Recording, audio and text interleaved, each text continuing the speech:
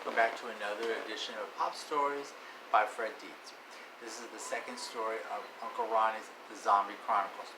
This one's called Surprise Party. Uncle Ronnie was back and he started back up. Mr. Behrens introduced me to everyone as we rode the elevator down. We must have went down 50 to 75 stories before it stopped. It led down to World Zombie Central, WZZ. Mr. Behrens looked at his watch. 11:59 p.m. I heard him say, quizzically. Uncle Ronnie looked around at the crowd gathered around that campfire. I was trying to figure out what time meant to the dead. I was about to find out. Just before the door opened, bells started ringing. It was midnight. Uncle Ronnie paused as he looked at his watch. When I looked back at my host, I was shocked. Uncle Ronnie seemed to stare at the fire for a moment. Mr. Behrens was laughing again, said Uncle Ronnie. He started to smile at some thought. Gotcha, he said again. Uncle Ronnie shook his head. Yep, he did. There, standing in front of me, was a man. The whole crew was no longer zombies. All looked like people. Well, maybe a little better than some we know. But they were all people. Several nodded their heads at the comment. The first time they took me to see their world, they made sure that I would be in the main square at midnight. Boom! Everything was alive. Uncle Ronnie grinned. Gotta tell you, it was worth it. Mr. Behrens knew what he was doing. Mr. Behrens explained, in the zombie world, all zombies come back to life for 3 hours. Yeah, we move around any other time of the day or night, but for those 3 hours, it is as it was. Uncle Ronnie's face showed what he had seen. It was amazing. All kinds of famous people were there, presidents, entertainers, athletes, and so on. It was during those 3 hours that some of the most amazing games were played. Imagine any sport, any past star, the movies that were made, the cafes, the 3 hours of nightlife that will never be seen anywhere else except ZTV. I was escorted all over the city as Mr. Behrens' guest. As we went, he gave a running commentary.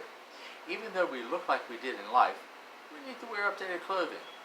We are able to pick which time of life we want to look like. You should see the dead president's biker gang.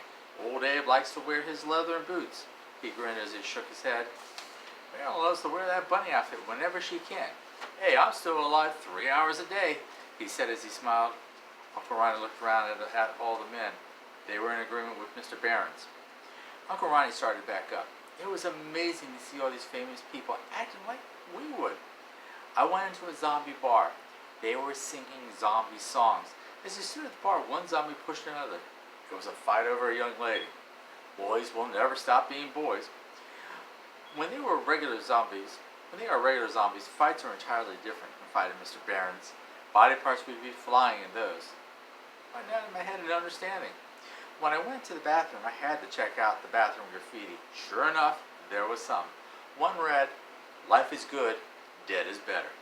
As I was in there, I overheard one zombie tell another one, "I never like eating brains. It goes right through me." Uncle Ronnie just shook his head.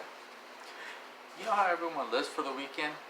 There, everyone waits each night for those 3 hours. Uncle Ronnie stopped right there. If you had the chance to meet anyone, and I mean anyone, who has gone on before us, who would you want to meet? Looked at everyone at the campfire sitting in the ring of light. Everyone started talking in an excited voice.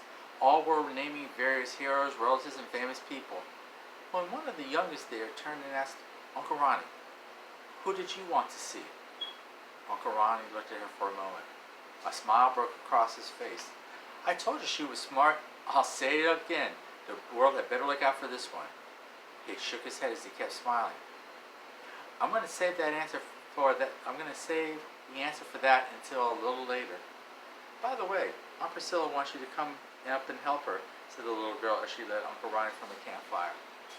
I'll be back in a bit, he said as he started joking with his niece.